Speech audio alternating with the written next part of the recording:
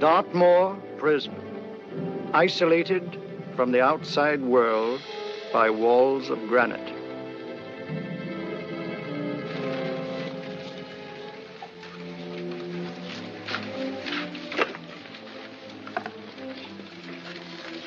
They say you could get out of here by merely telling what you know.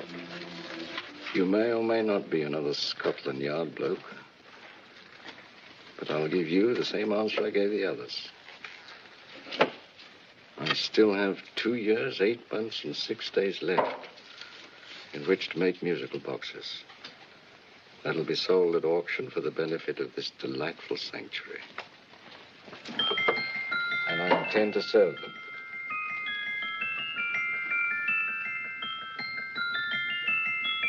Move along. And now we come to the next object on our list, or I should say objects, because there are 3 of them. Now, ladies and gentlemen, these can be bought together or separately. Now, these beautiful little musical boxes only arrived this morning, and I didn't intend to put them on the auction block until later, but I'm going to sell them now. So, good friends, as our old pal Mark Antony used to say, lend me your ears.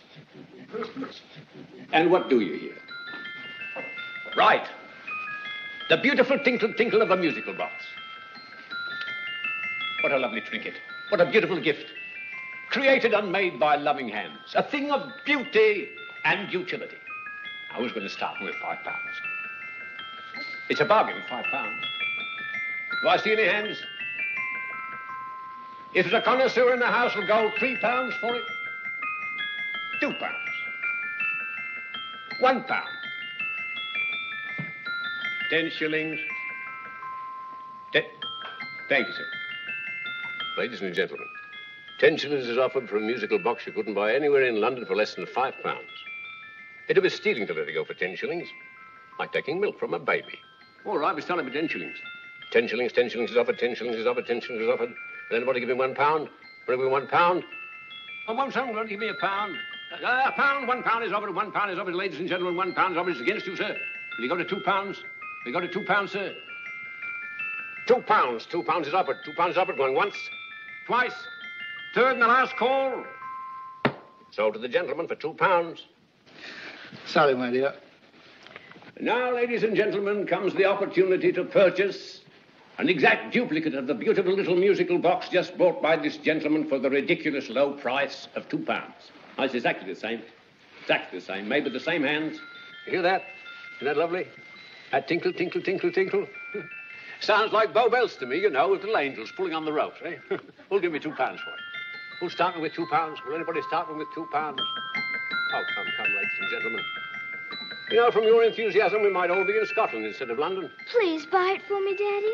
£2, certainly not. We all might be in Scotland. Besides, I don't like his manner. £1, 10 shillings. £1. £1 is ours. £1 is offered. £1 is offered, going £1. Any advance? Going once, going twice, the third and the last call. Sold to the lady for £1. Smart bidding, my dear. Thank you. We come to the third and last of these beautiful little musical boxes. Exactly the same. Tinkle, tinkle. Isn't that lovely? Ladies and gentlemen, I don't bring you here to gull you and swindle you. This is the exact replica of those 2 I just sold before.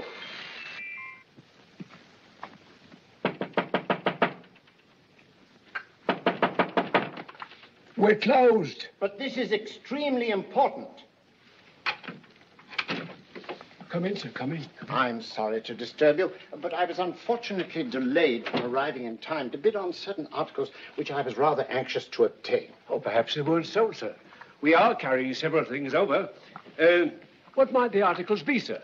3 identical musical boxes, about so large. Oh, I'm sorry, sir, but they were sold. Pity you weren't here to bid on them. They didn't bring anything like the real value. I'm most anxious to obtain them. I wonder if your records would show who the purchasers were. Oh, we don't usually give out that information, sir. For certain, shall we say, sentimental reasons, I'm most anxious to get in touch with the purchasers. I'd be willing to pay, shall we say, £5. Well, for certain sentimental reasons, sir, we'd be very happy to oblige. Alfred, today's sales. The 3 musical boxes. Musical boxes, here we are. The first purchase for £2 from Mr. Julian Emery, 52 Portman Square. Write these addresses down, Alfred. Yes, sir. Second didn't leave any name. Oh, how unfortunate. I think she's a dealer. You see, they don't like us to know where the things are going. On account of the profits. You say the second purchaser was a woman. Can you give me a description of her? Oh, she was a young woman. Fairly tall, slender. Had a light complexion and dark hair, and she was wearing a grey suit, don't you remember? That's right. She probably runs a gift shop. She paid £1. You say she comes here fairly frequently? No, I didn't say so. But she does, sir. Like as not, she'll come in on Thursday. We have sales on Mondays and Thursdays. Oh. And the third box? The third? Mr. William Kilgore, 143B Hampton Way. For 10 shillings. Quite a drop from £2. Mr. Kilgore was a Scotchman. Oh. Well, thank you. You've been most helpful. Oh, thank you, sir. And any time you're passing, drop in. We always have lovely things for sale. How kind, sir? Thank you. I'll be back Thursday.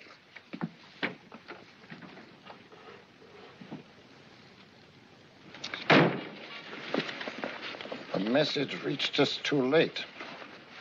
Musical boxes are being sold. Well, let's get out of here.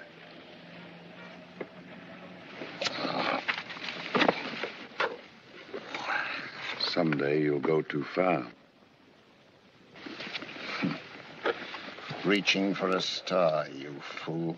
Yet a fool may touch a star, Colonel Cavanaugh, if he but reach high enough. But not possess it as you would. The musical boxes, they've been sold. What a pity for you, my dear Colonel. Is it my fault that the message reached us only an hour ago? Is it my fault that they were sold? You can't hold me responsible for that. Hope for your sake you're right.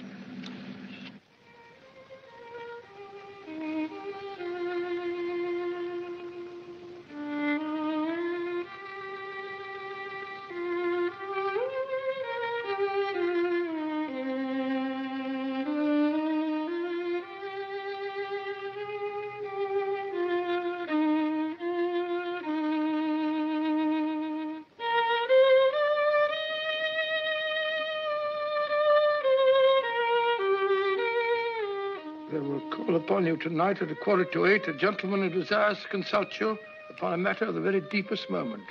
Do you remember that letter, Holmes? It was written over 2 years ago. An interesting case.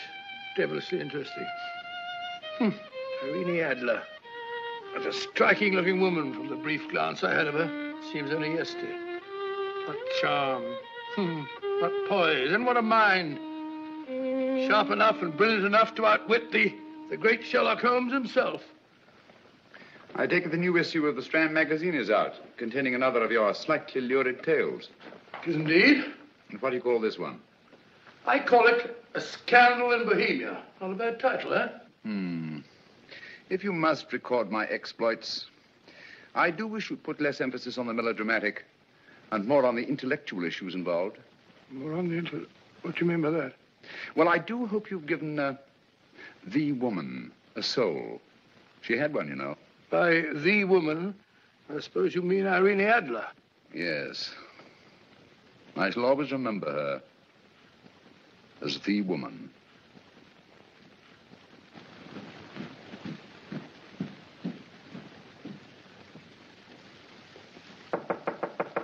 Come in. Hi, Stinky. That's him, old boy. How are you? How are you, old boy? I haven't seen you for years. I want you to meet my old friend Sherlock Holmes. Holmes, this is Stinky.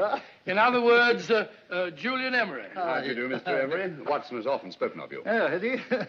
Yes, we were at school together. Yes, more years ago than I care to remember, but you didn't come in here just to remind me of that. No, I just happened to be in the neighborhood and saw your lights burning, so I took the liberty of looking you up.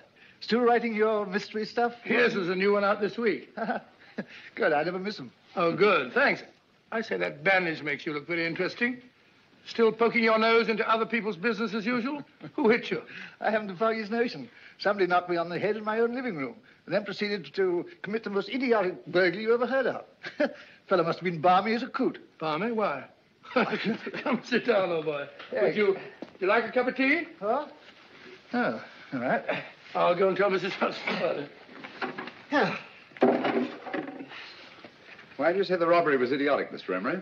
Oh, simply from the fact that with about £5,000 worth of musical boxes in my living room, the thief, who I caught in the act, made off with one that isn't even worth £5.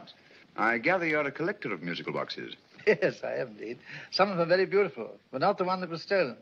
The thief evidently grabbed the first thing that came to his hand when he heard me coming into the room. Still, it's rather odd, isn't it, that having disposed of you, he didn't pick up something more valuable. Mm-hmm. Was there anything unusual about the stolen box? No, nothing at all.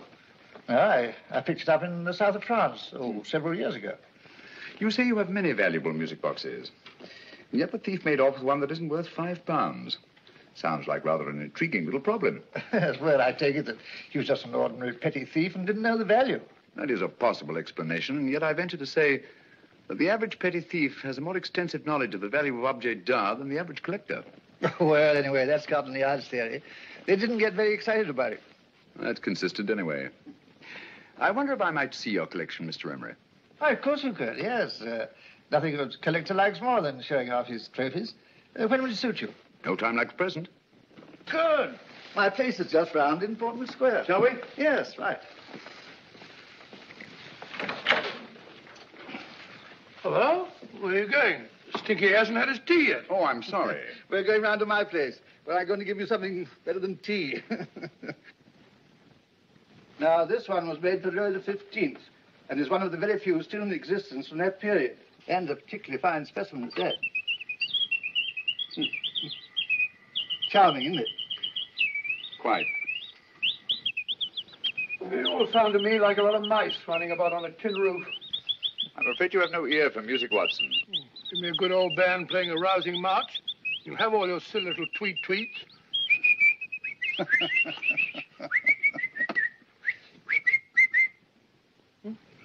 Another room. This is me.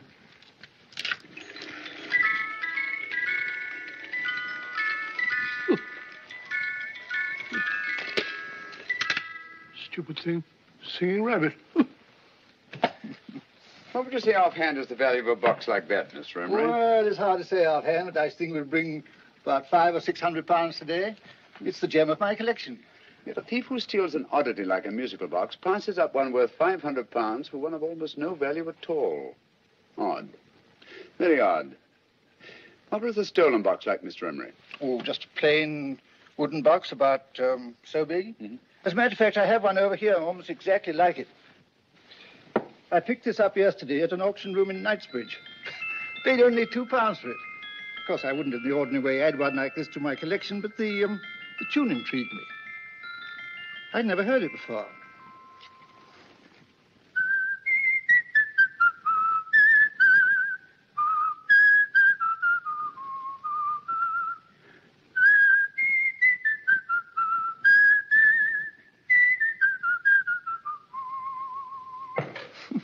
You have a remarkable ear for music, Holmes. Rather an unusual melody. Sit down, will you? Thanks. You say you bought that box at an auction sale yesterday? Yes, the Gaylord auction rooms in Knightsbridge. Mm-hmm. Run by old, what's his name? Crabtree. Handsome man. At what time was the robbery committed? Oh, about 3 o'clock this morning. You know, Mr. Emery, that box and the robbery might well be cause and effect, especially since you say that the stolen box outwardly resembles this one a great deal. And Scotland Yard were not particularly interested, eh? Oh, yes, but I wouldn't blame them for that, especially as I told them I was quite unable to describe the thief, except, of course, for the fact that it was definitely a man. All you remember is that you came in here and someone struck you on the head. Yes, and the next thing I knew, my man was trying to revive me. It might be wise for you to put that box away somewhere and lock it up. Oh, I don't think that's necessary. Besides, everything's insured. Well, at least if any further attempts at robbery are made, I'd suggest that you call the police, rather than running into any personal danger. Oh, come, Holmes, aren't you being a bit of an alarmist? Possibly. Well, I must agree with old Stinky. Seems to me you are making rather a mountain out of a molehill. Molehill is the word, old boy, and it's time you were in bed. Thanks so much for letting us see your place. Now, it's been glad meeting you. Holmes, I can't understand why you were so mysterious. Seems to me the petty thief explanation was the only sensible one. Really? Yes, I can't see how you can believe it was anything else. I didn't say I believed it to be anything else. The petty thief theory is the obvious one, I grant you. However, it's often a mistake to accept something as true merely because it's obvious. The truth is only arrived at by the painstaking process of eliminating the untrue. We are not able to do that in this case without further data. Rubbish. You're pulling my leg. You're trying to turn a tuppenny halfpenny robbery into an international plot. No, I'm not. I just hope that your friend Stinky is a little more cautious in the future. Just in case.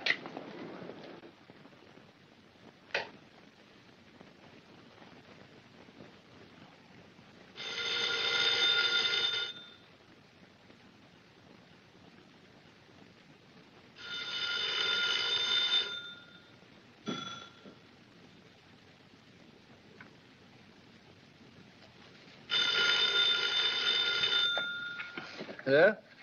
Yeah? Julian Emery here. Who? Why, of course I remember you, Mrs. Courtney. Yes, you're the one bright spot at that appallingly dull affair of Lady Sanford's. Huh? Of course it isn't too late to come around. Yes, I shall be delighted to give you a drink. I tell you what, come straight up and I'll leave the door unlatched. Right, well, 15 minutes? Good. I shall be counting each moment. No, I mean that, really. Right, goodbye.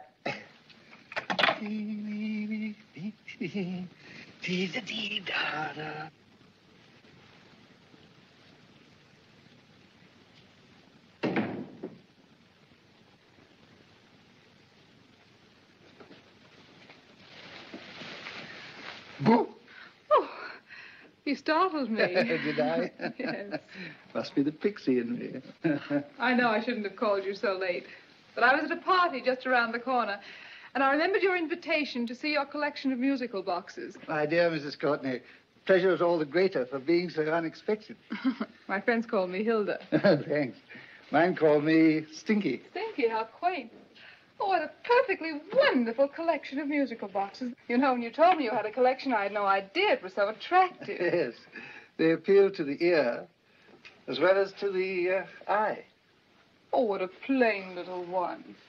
Why, it looks just like a country cousin amid all this grandeur. No. You mustn't underestimate the country cousin. Only last night a burglar broke in here, and with all these to choose from, went off with one very much like it. Really? Yes, I don't mind the loss of the box so much, but I do resent this crack on the skull. But it makes you look so interesting. Oh, do you think so? Uh-huh. It's funny, that's what old Fatso said. Fatso? I mean, Dr. Watson. He was here this evening with a friend, a Mr. Holmes. He's interested in my collection, too. Sherlock Holmes? Yes. Do you know him? I've heard of him. Yes, he seems to think I'm in some sort of danger. What a haunting tune. It takes me right back to my childhood. Really? You know, it's odd that you should be interested in that particular musical box. Odd? Why? Because Mr. Holmes is also interested in it. He may have been more interested in the tune than in the box. My dear, yes, that's right. I remember now. He whistled it note for note, having heard it only once. Really? He must be a remarkable man. Bit of an alarmist, if you ask me. Don't you believe in warnings? Of course not. Who'd want a box like that? I would. You're not serious. Oh, but I am. Well, you put me in a very awkward position. I'm a collector, you know. And the collector buys but never sells. But if the price were high enough... The price has nothing to do with it. It's the principle of the thing. Yes, well, we haven't had our drink. No, thanks. I must be getting along. Must you really? I'm afraid so. You're not walking out on me, are you? My reputation. Stinky. I say, you know, you are an attractive woman. Thanks.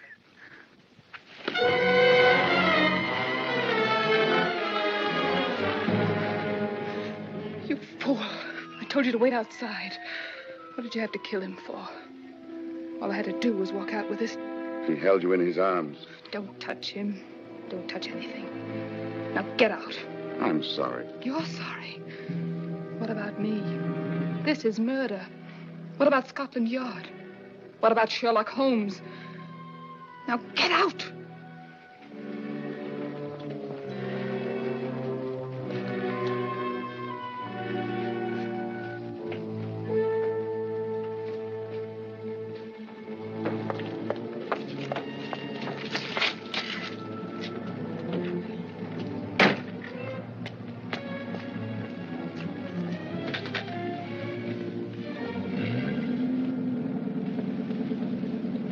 Did you get it? Good. Did you have any trouble with him? Just a matter of murder. Ah, Mr. Holmes. Hopkins. Thanks for coming so promptly. Inspector Lestrade suggested that I call through to you. Mr. Emery was the client of Mr. Holmes, Inspector. Indeed. You didn't mention that when I telephoned you, Mr. Holmes. Well, not exactly a client, Inspector. Sergeant Thompson? He was killed between the hours of 11 and 2 o'clock this morning, Mr. Holmes. Must have been someone he knew, someone of whom he had no suspicion. Poor old Stinky. It's all my fault. I should have prevented this. Well, it's no time to start talking about that now, Doctor. Apparently it's gone. That's the second attempt on the musical box that Emery bought at the auction sale. And this time it was successful. But that box was only worth £2. It was worth a man's life, Watson. I think we'd better pay a visit to Gaylord's auction room and that fellow Crabtree.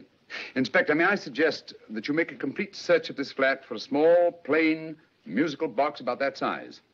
Thank you. Come on, Watson. You say the first box went to Mr. Julian Emery.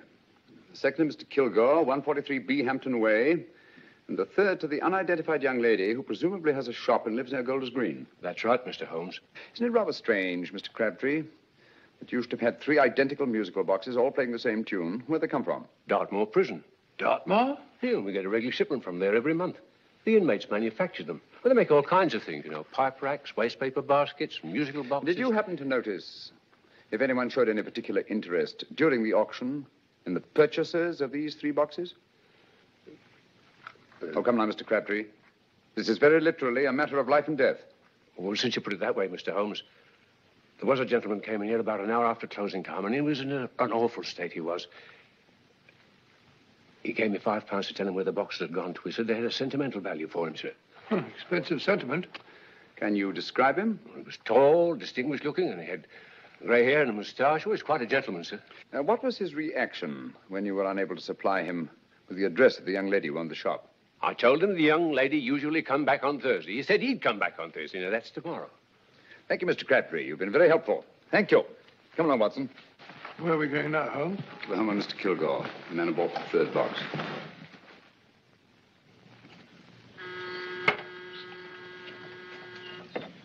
But hang it all, Holmes, how do you know those other 2 musical boxes are of any importance? I don't, but I certainly have no intention of waiting until the owners are murdered to find out. No one at home. I hope that's the explanation. I'll have a look through this window.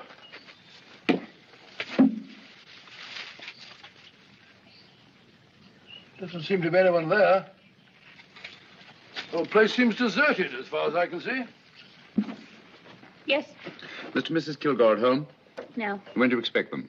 Oh, in an hour or so. There's no use your hanging about. They don't buy nothing from peddlers. Peddlers? My good woman, this is Mr. Sherlock Holmes. Sherlock Holmes? Oh, go on. Do you mind if we come in and wait?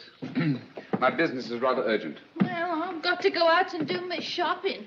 And I don't know if Mrs. Kilgore would like any strangers nosing about. It's quite all right, I assure you. Well, I've got to be off.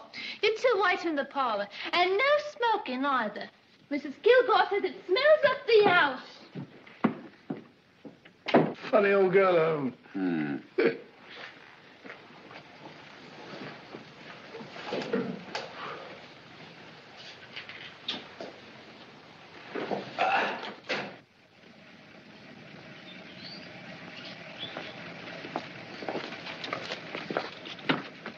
Park Lane.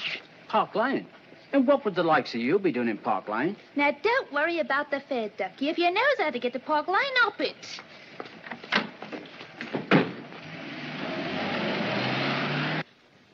You know, Holmes, I've been thinking. There must have been something hidden in that box of old Stinky's. Stolen jewelry, possibly. What's up, Holmes? Listen. What's just the steam in the water pipes?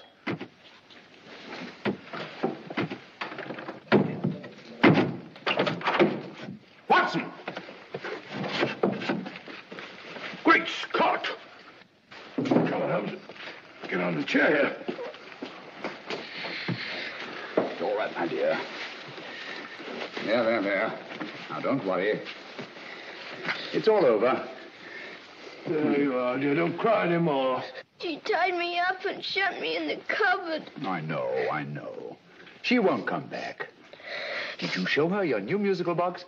Yes, she said she wanted to hear it play, and as soon as I showed it to her, she grabbed hold of me. I know. Now, don't worry. We'll buy you a new musical box. Yes, my dear, the best one in London. Watson. Oh, what a fool I've been. What do you mean, Holmes? She took the musical box out of this house in that market basket, right under our very noses. Why could the Kilgore Charwoman want to take the music box? She isn't the Kilgore Charwoman. She's a consummate actress. An extremely clever, unscrupulous woman who will stop at nothing. Take care of the child, will you, Wolfe, till our parents get back. Explain everything to them. Of course I will. But, Holmes, where are you going? Somewhere, somehow. I must get to the young lady who bought that third musical box before our opponents find out. I only hope that I won't be too late. Oh, no. No, darling, you mustn't cry anymore. Now, cheer up. Would you like to hear old Uncle make a noise like a duck?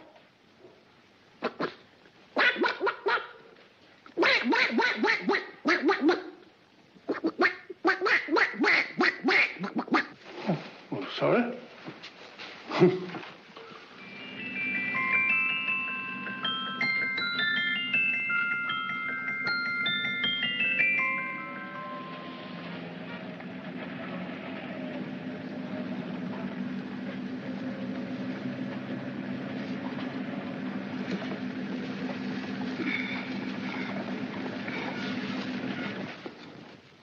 Now, ladies and gentlemen, how much am I offered for this beautiful lace Dresden china figurine?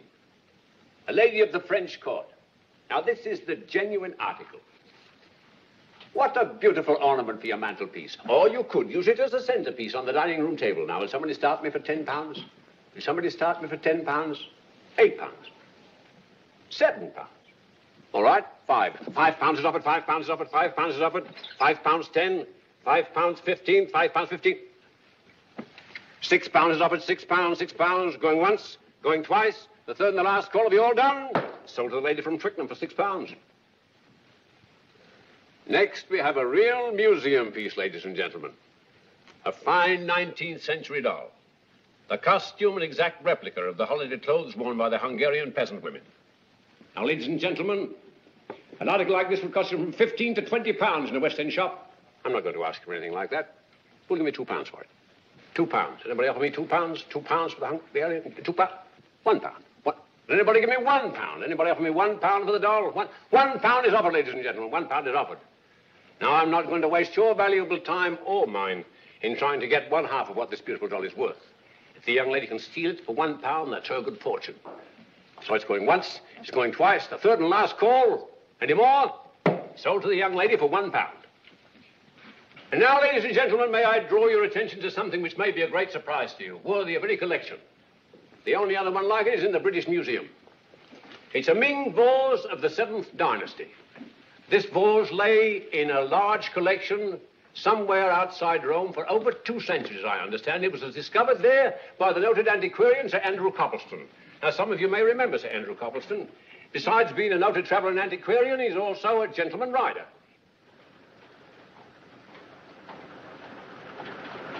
The girl with the parcel in her hands, that's her. Are you sure that's the girl? Well, she fits perfectly the auctioneer's description.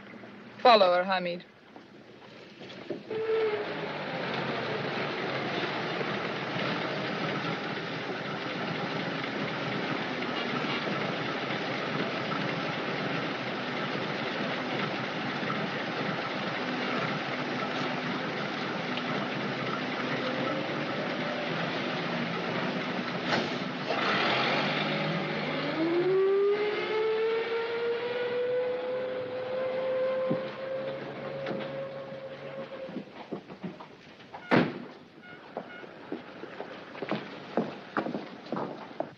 Lovely, dear. And only £1.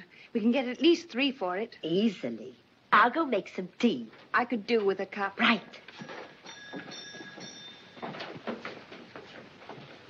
Good afternoon. Good afternoon. I'm looking for a birthday gift for a 7-year-old girl. What would you suggest? We have some lovely dolls. Now, this Hungarian I peasant... think she has enough dolls already. Books are always welcome.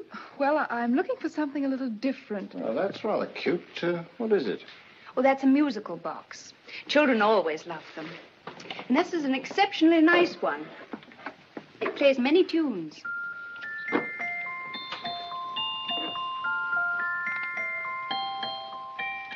Have you any others? Yes. If you'll just step this way. I have only 2 left.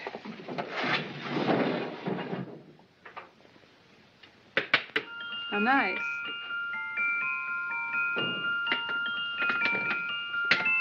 Are you sure this is all you have? I'm sorry.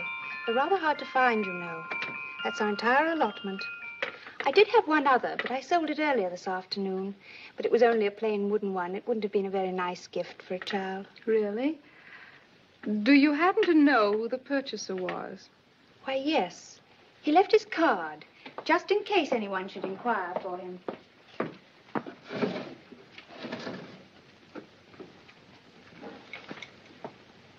How interesting.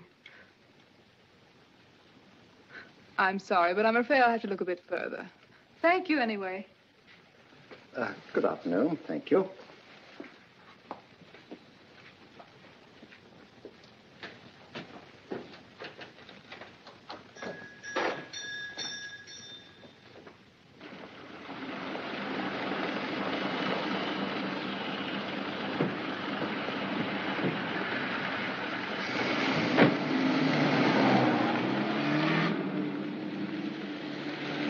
Heavy! Follow that cab. Here, now, what? Scotland Yard. Hop in.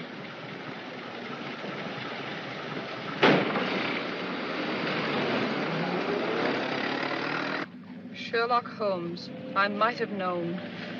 We thought we were the hunters, instead of which we're the hunted. We've been fools. We played right into his hands.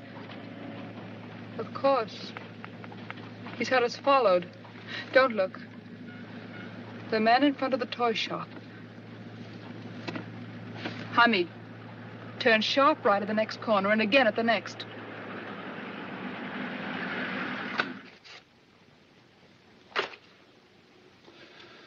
No photograph of her, Commissioner.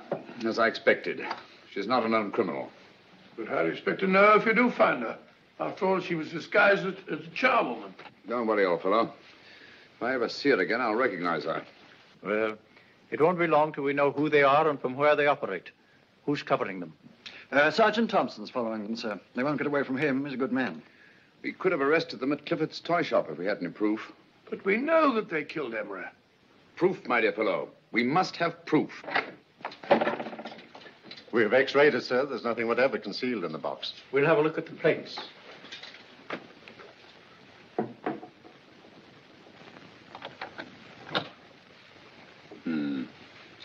There must be some clue.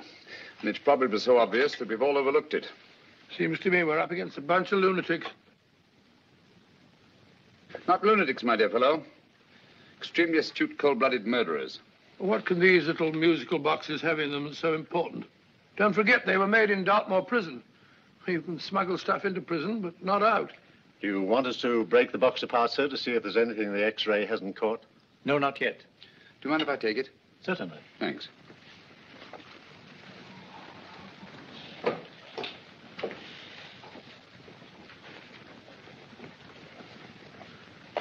The governor of Dartmoor Prison informed us, sir, in answer to Mr. Holmes' question, that all 3 musical boxes were made by the same convict, John Davidson, serving a 7-year term, sir. Davidson? The Bank of England plates. That'll be all. Yes, sir. Now we're getting somewhere. Wait a minute. How did you know about the plates, Mr. Holmes? I'm a student of crime, Inspector. I make it my business to know about such things. And when the name of Davidson was mentioned... Well, who is this fellow Davidson? As long as Mr. Holmes seems to know all about it already, I suppose there's no harm in telling you. 2 years ago in London, there occurred a robbery of such tremendous importance, although the stolen articles themselves have no intrinsic value whatsoever, that the Home Secretary was instrumental in seeing that not a word of it appeared in any newspaper. But you never told me anything about this, Holmes. You were away at the time. Articles of no intrinsic value and yet of such importance? I don't understand. Davidson was apprehended within 15 minutes of committing the theft. But by that time, he'd hidden the articles in question, and they've yet to be found. Before going further, Dr. Watson, I must inform you that this matter's not to be mentioned outside of this room. Of course not. Do I look like a man who'd gossip? Let's not go into that now, old fellow, shall we? Davidson had been employed for years in a position of extreme trust by the engravings department of the Bank of England. The articles he stole were nothing less than a complete duplicate set of plates for printing £5 notes. What? The Bank of England's own plates? Precisely. And with those plates, a gang of crooks could flood England with £5 notes, not forged in the usual sense of the word, but notes undetectable from genuine Bank of England notes in any way whatsoever. Good heavens. Any whisper at all might have resulted in enormous damage in shaking public confidence in the Treasury. We tried everything after we arrested Davidson. Offered him a shorter sentence if he'd tell us where he'd hidden the plates. Why, we even put in Scotland Yard men with him as cellmates, but no results. Obviously, Davidson is a man of strong character and infinite patience. Yet suddenly he feels impelled to smuggle out the secret of the hiding place of the plates to his confederates. Why? I don't understand, Mr. Holmes. Well, for example, has the Bank of England made any plans to radically change the design of the £5 note so that in, say, 7 years from now, notes made from the stolen plates would be worthless? Confidentially, Mr. Holmes, such a move was discussed. But replacing all the £5 notes in circulation would be such a Herculean task that nothing's been done about it as yet. I see. Of course, there is another possible explanation. Davidson didn't have much time to find a hiding place before he was captured. He may be afraid that the plates will be accidentally discovered before he's released. Hence his anxiety to communicate their whereabouts to his confederates as soon as possible. I believe you've hit it, Mr. Holmes. I'm sure that the message is contained in this musical box. Or rather, in all 3 musical boxes, since possession of all 3 seems to be essential. Our opponents have 2/3 of the puzzle, we have 1/3. Well, what are you going to do, Holmes? Try to deduce the message from the 1/3 that we have.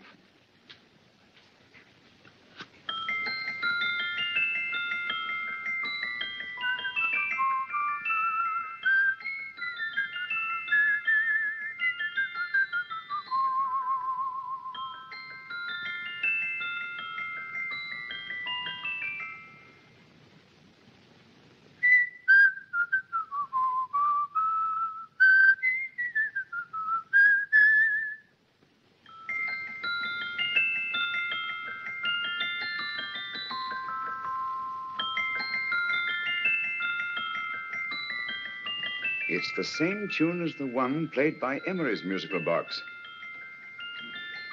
And yet it's different. Sounds the same to me. The tune.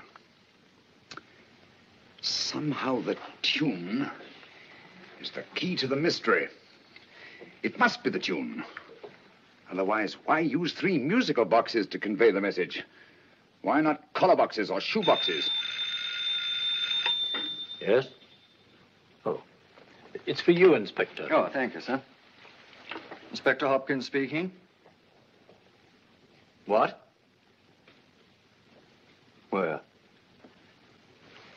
Golders Green Station reports they've just found Sergeant Thompson's body. From the tire marks on his clothes, he was apparently run over by a taxi. What an unfortunate accident. Not an accident, my dear fellow. I'm afraid it's murder. Never know just who you're going to meet when you're walking down a busy London street. Mrs. Hawkins, Mrs. Brown, any subject of the crowd. Oh, you never know just who you're going to meet. So you better hold your topper in your hand, just in case you meet a lady on the Strand. Girls will think you're kind of sweet, and your day will be complete. Oh, you never know just who you're going to meet. Now, a gentleman is judged by his appearance. Yes, a gentleman is judged by how he talks. Now, he's much better off when he's acting like a toff, especially if he's taking him a walk. What on earth is this outlandish place? A rendezvous for actors. Actors? Buskers, old boy. You've seen them 1,000 times.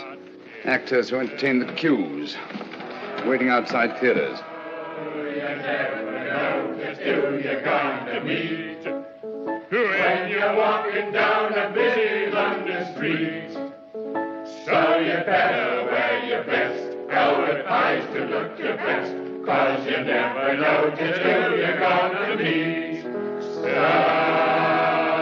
you better keep your manners right in view, just in case a lie gives a how'd you do. Keep your trousers in a pleat, shine your shoes and keep them neat, 'cause you never know just who you're going to meet. Blimey. Mr. Holmes. How are you, Joe? Never met him. And yourself? Fine, thank you. I want you to meet a friend of mine, Dr. Watson, Joe's sister. Oh, well, any friend of Mr. Holmes is a friend of mine. Hi, Joe. He did me a good turn once that I'll never forget. Yes, I cleared Joe of a most unpleasant charge. Murder, no less. Oh, really? By proving to the satisfaction of the police that he was busy at the time blowing open someone's safe. That's right, Governor. Good gracious me. Joe, now you can help me. Come on, buzz off, buzz off. Come on, up it, up it. Can't a gentleman have some peace and quiet around here? And you, too. There you are, Mr. Holmes. Now we can have some peace and quiet around here. Thank you, Joe. There's £5 in this for you. Well, I wouldn't want to take it on myself, sir. But I can get somebody to do it for you for half of that. You don't know what the job is yet. For £5? Murder, ain't it? What? No, Joe, not murder, just music. I want you to identify a song for me. Oh, there ain't a song that's been written that I don't know. That's why I came to you. Of course, the violin is more my instrument, but, oh, well, here we go. Now, listen to this, Joe.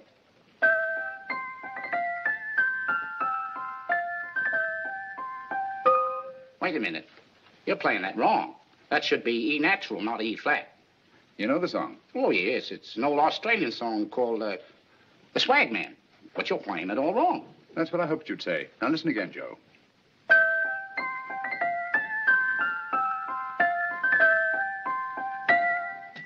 That's the same tune, all right. But you're making different mistakes than you did the first time. No, not mistakes, Joe. Call them variations. Here, play the song for me, will you, the way it's written.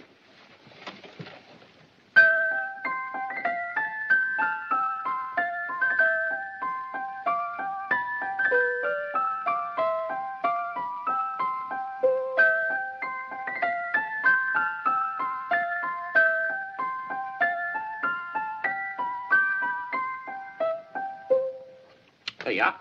Thank you, Joe. What's it mean, Holmes? Are you onto something? Perhaps. I don't know yet. It's probably a code of some sort. Joe,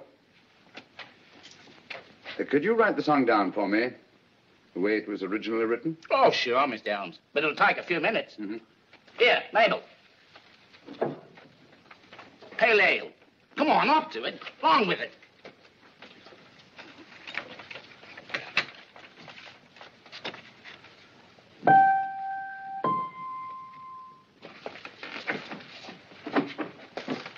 Well, obviously it isn't the lyrics. No combination of those words made any sense at all. The variations in the way Emery's musical box played the tune are different from the variations in the one we have. You sure? Quite. You see, I took the trouble to memorize the tune as played by Emery's box that night we were with him in his flat. Holmes, you amaze me. Elementary, my dear fellow. One of the first principles in solving crime is never to disregard anything, no matter how trivial. But why were 3 boxes? Why not 1? Because the message was obviously too long to be conveyed by any one variation. Then there's the 3rd box, the one that woman took from the Kilgores. That contains yet another set of variations. Yes, well, it's all beyond me. Well, all we have to do now is to find the secret of the variations. Not a very easy problem to solve, my dear fellow.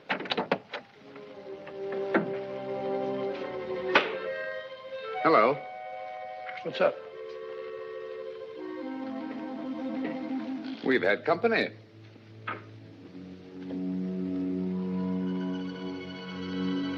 I say, this is outrageous.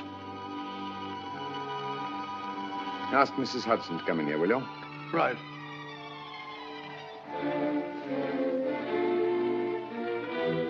Hudson? Yes? Oh, there you are. Will you come up here at once, please? Oh, coming, sir.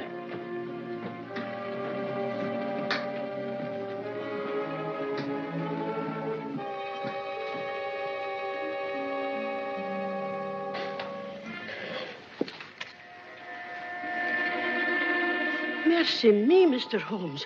What has happened? Who called while we were out, Mrs. Hudson? Just a young lady. The one who said you wanted her to wait for you. And a nice-looking old gentleman with Our her. friends again, Watson. Friends? What did the young lady look like? Oh, I couldn't see her face. She had a heavy black veil on. But she had such a nice way with her. Oh, I'm sorry, Mr. Holmes, if I've done anything wrong. But you did say I should always let clients come in and wait for you. Don't worry, Mrs. Hudson, don't worry. You had no way of knowing. It's quite all right, quite all right. Now, don't worry, Mrs. Hudson. Don't worry. Well, where on earth's the musical box? They didn't get it. Didn't get it? Where is it? It's in your hand. Huh? In that biscuit jar. Take the biscuits off the top. Now, put your hand inside, and you'll find the music box. Well done, Holmes. Well done. Amazing.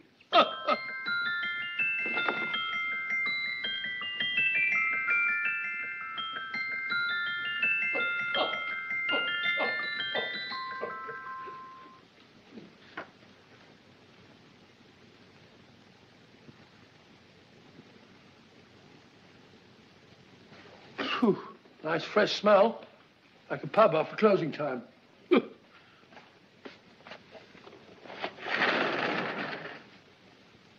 I say, Holmes? What? It's morning.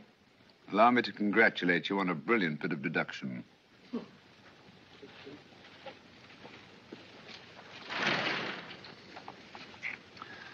It's not a transposition, not a polygraph transposition, not a trigraph, nor any known form of decoding. How about the Morse code? Have you tried that? Yes, at about 3 o'clock this morning. I'm sorry, old man. I was only trying to help.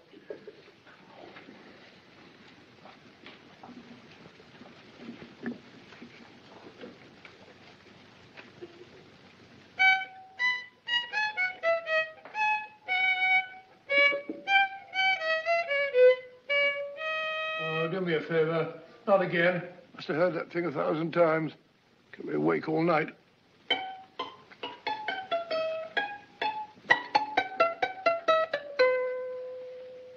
Not a very distinguished composition, I grant you. You know perfectly well I don't know one tune from the other. When I was a kid, my people tried to have me taught the piano. I've always felt sorry for that old teacher of mine. The poor old girl finally reached the point of numbering the keys for me. 1, 2, 3, 4. Even then, I never progressed beyond it. Numbering the keys, Watson. The 19th key of the keyboard is the 19th letter of the alphabet. S. Here. Write it down when I give it to you, old fellow, will you?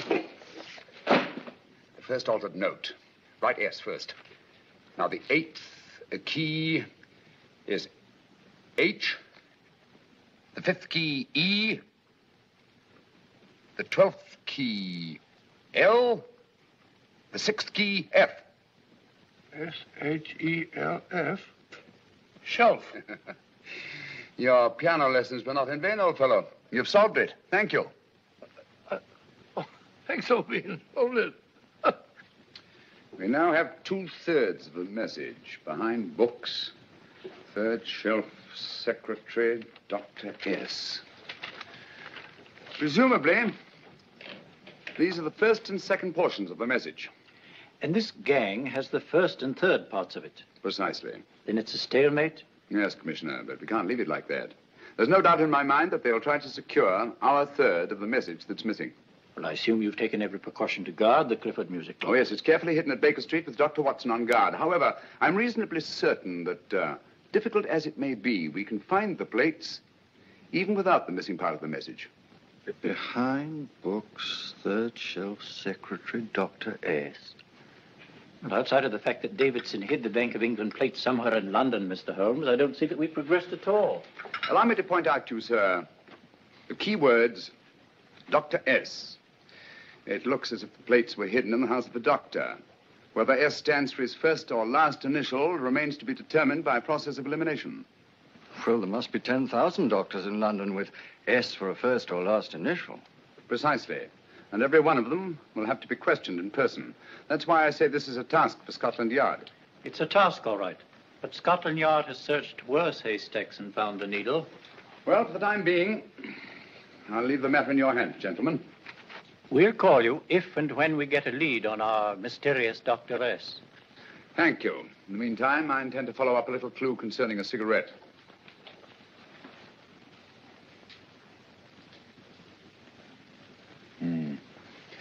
You're certain of the identification of the tobacco? Absolutely. I have made up this special blend for only 3 customers. It is almost pure Egyptian, with admixture of latakia for added body, and a pinch of perique. Merely a whisper, as one might say, for elusive fragrance. Yes. And the 3 customers? Major Wilson in Bombay, India. Mrs. Catherine Leamington Smith in Ireland. Yes, and the 3rd? Mrs. Hilda Courtney of Park Mansions, Bryanston Square. Thank you. Thank you very much. You've been most helpful. It is a pleasure to have been of service, Mr. Holmes.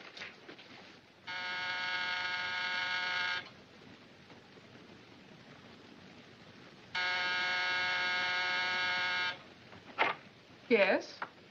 Mrs. Courtney? Yes. My name is Sherlock Holmes. Oh, do come in. Thank you.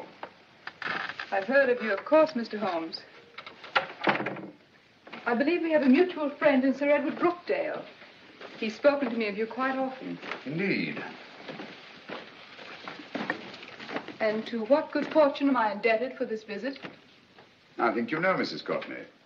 Well, I did get a summons for speeding last week. But outside of that, I don't think I'm of any interest to the police. Oh, come now, Mrs. Courtney. You seem to forget that you and I have met before. I'm sorry. I'm sure I would have remembered meeting the great Sherlock Holmes. Please sit down. Thank you. You say we met before. Yes. At the home of Mr. and Mrs. Kilgore, 143B Hampton Road. Kilgore? I don't think I know anyone of that name. Well, I didn't say you knew them. As a matter of fact, you called on them when they were out. I don't understand, Mr. Holmes. Really?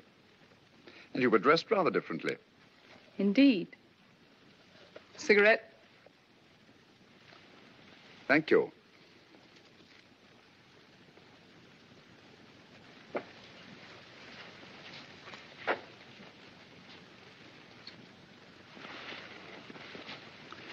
Thank you. You know, Mrs. Courtney, people generally forget, in assuming a disguise, that the shape of the ear is an almost infallible means of recognition and identification to the trained eye. Evidently, you've mistaken me for someone else. Oh, no, not at all. Though naturally, I expected your denial.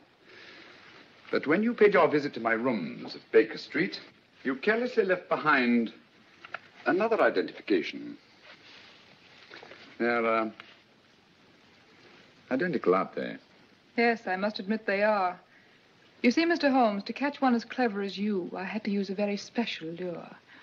I knew you'd be unable to resist the bait of my cigarette, having read with great interest your monograph on the ashes of 140 different varieties of tobacco.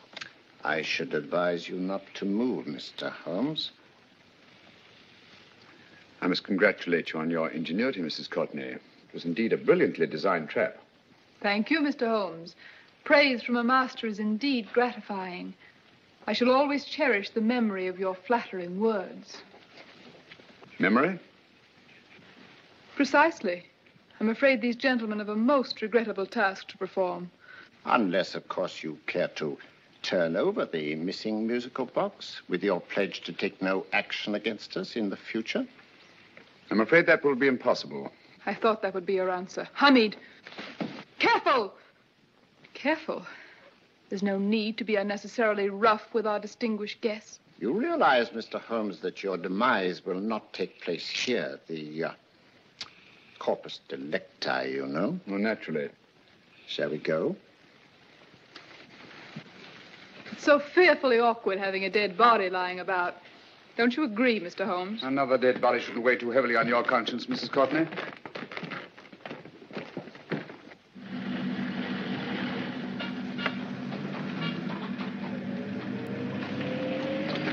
You mind if I have a cigarette?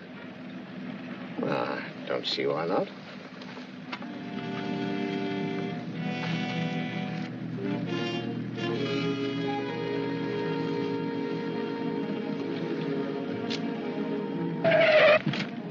Be careful, Hamid. It's the brakes they bind. Thank you, Colonel Cavanaugh. It's very considerate of you.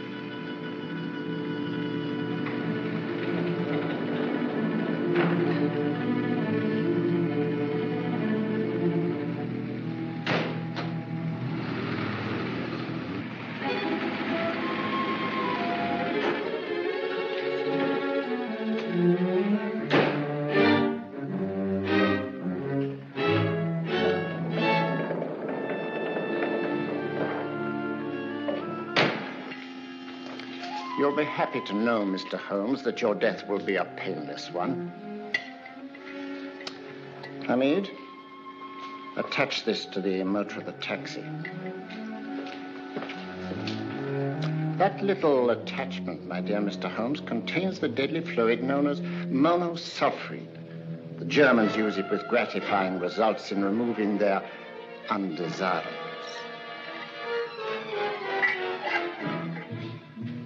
Start the motor.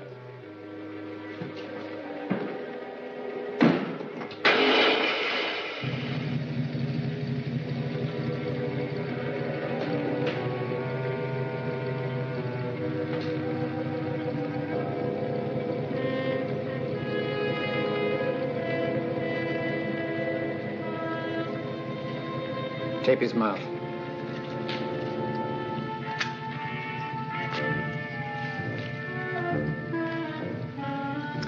Now, up with him, Hamid.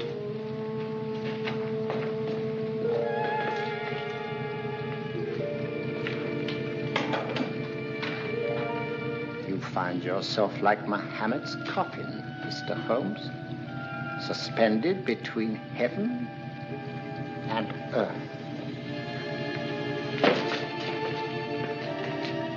Plenty of fuel in the tank? Good. It would be too bad to have anything go wrong through so simple an oversight.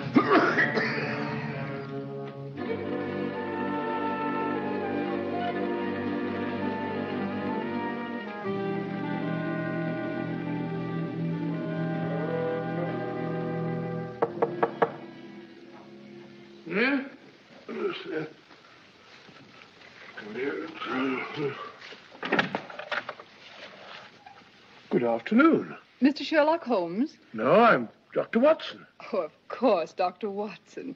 How stupid of me. Oh, so this is stupid of me. Won't you come in? Well, I really came to see Mr. Holmes. Oh, I'm afraid he's out. I don't know when he'll be back. Perhaps there's something I can do. Won't you sit down? Thank you. You know, Sherlock Holmes and I have been engaged on a great many cases. Oh, really? Yes, indeed. As a matter of fact, this very moment, we're involved in one of the most baffling... won't you tell me your trouble? I may be able to help you. That's very kind of you, Dr. Watson. Perhaps if I wouldn't be imposing too much. Imposing? Oh, there's no imposition. No imposition at all. A pleasure, I assure you. Now, tell me all about it, Miss Williams. Mrs. Williams.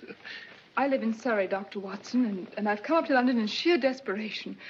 My only sister has disappeared, and the local police seem utterly unable to find her. Well, Holmes and I solved a case exactly like that once. Very interesting as far as I remember. I call it the adventure of the solitary cyclist. Oh, sorry. Now I come to think of it, it wasn't so very similar. Entirely different. I don't think what I was saying. Where were we? She's only 17, Dr. Watson, and until she disappeared last Thursday, she seemed to be in the best of spirits. Possibly a romantic entanglement? Oh, no, nothing of the sort. She left no note, didn't even pack a bag, no explanation. She just started to walk to the village from our house in broad daylight and simply vanished from the face of the earth. Oh, there. Might I have a glass of water? Please, glass of water. Have one in 1 minute.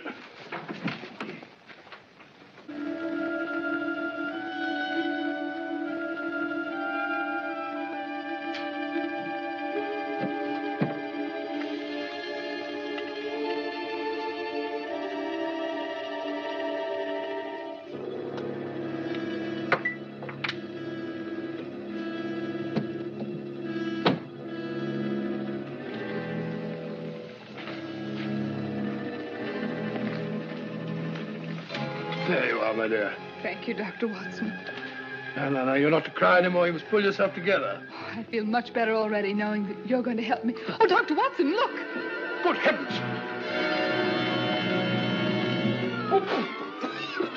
Get through the fire brigade, quickly! Haven't you a fire extinguisher? By Jove, we have in the kitchen.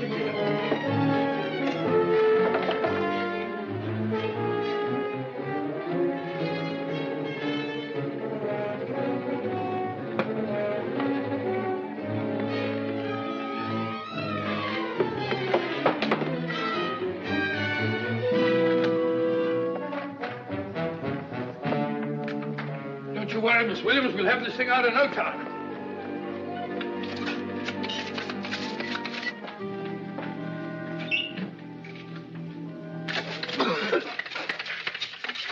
That's got it. Get some air. Well, you see, there was no need for the fire brigade after all. I hope you weren't too frightened, Miss Williams. Oh, gone. That's the trouble with women. They always lose their heads in an emergency. Well...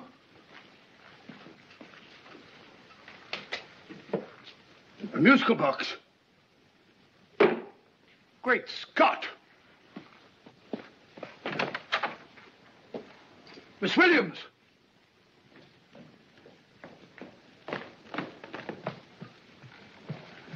Well? Good. And Holmes? By now, Mr. Holmes has no doubt exchanged his violin for a harp. Always assuming that heaven is his destination. Yeah. And now that we have the missing musical box.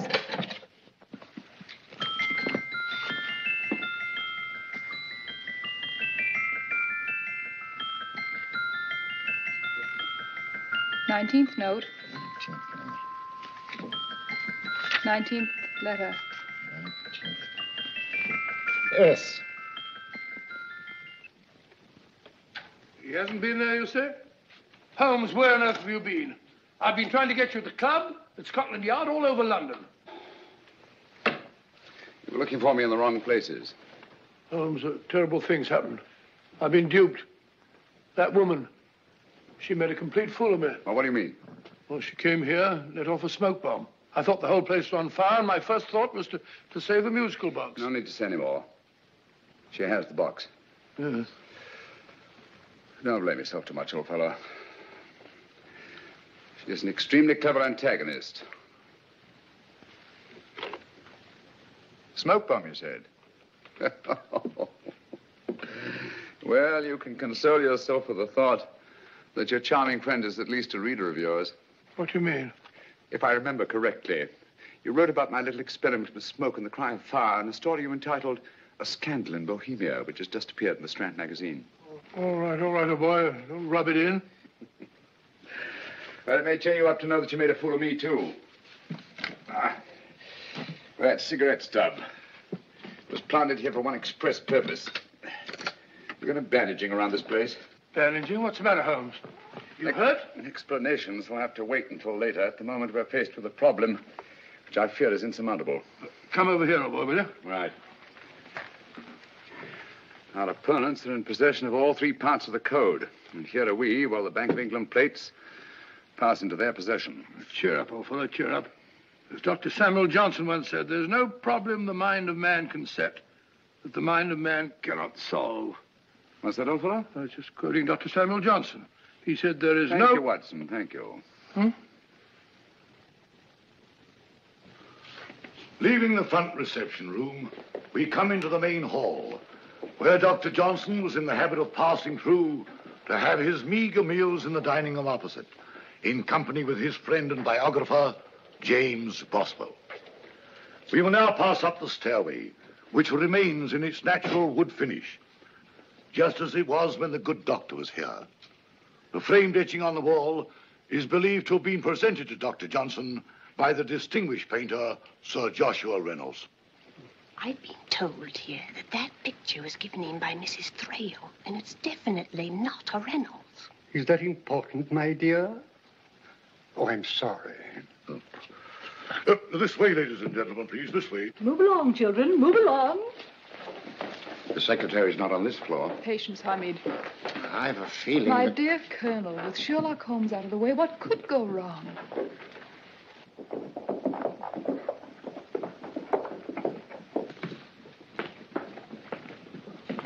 And here we have the Garrett Library, in which Dr. Johnson wrote his famous dictionary, and in which you will see also many of the great man's books and other items of interest.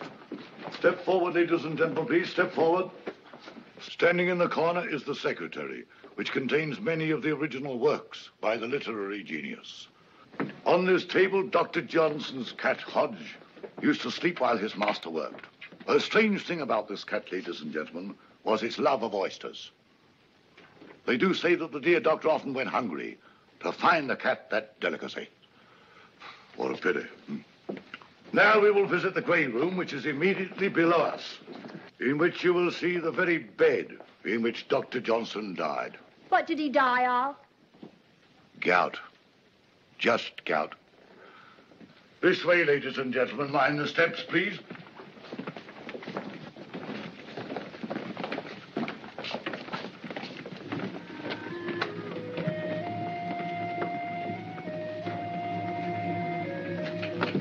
Your keys.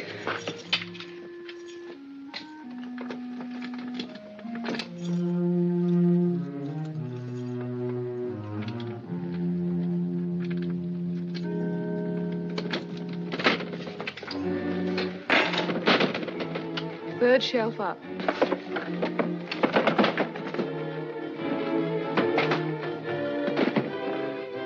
The knife.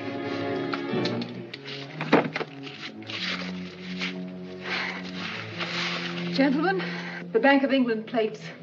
Well, Mrs. Courtney, so we meet again. No, I shouldn't do that if I were you, Colonel Cavanaugh. I must congratulate you, Mr. Holmes. You're far more clever than I thought. Thank you, Mrs. Courtney. Praise from you is indeed gratifying. I shall always cherish the memory of your flattering words. Memory? Oh, thank you. And now I have a most regrettable task to perform.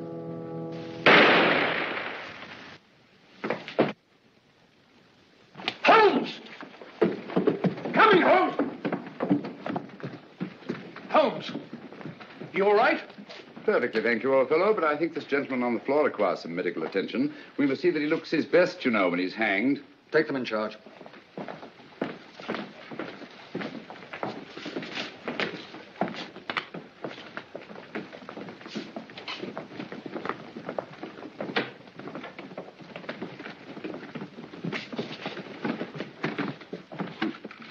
A brilliant antagonist. It's a pity her talents were so misdirected. Will you see that these plates are returned to the Bank of England, Inspector? I still don't understand how you solved it, Mr. Holmes. It's entirely due to Dr. Watson. He gave me the clue when he mentioned Dr. Samuel Johnson. Well, congratulations, Doctor. Oh, thank you, Inspector. I don't think I'd have done it entirely without Mr. Holmes's help, you know.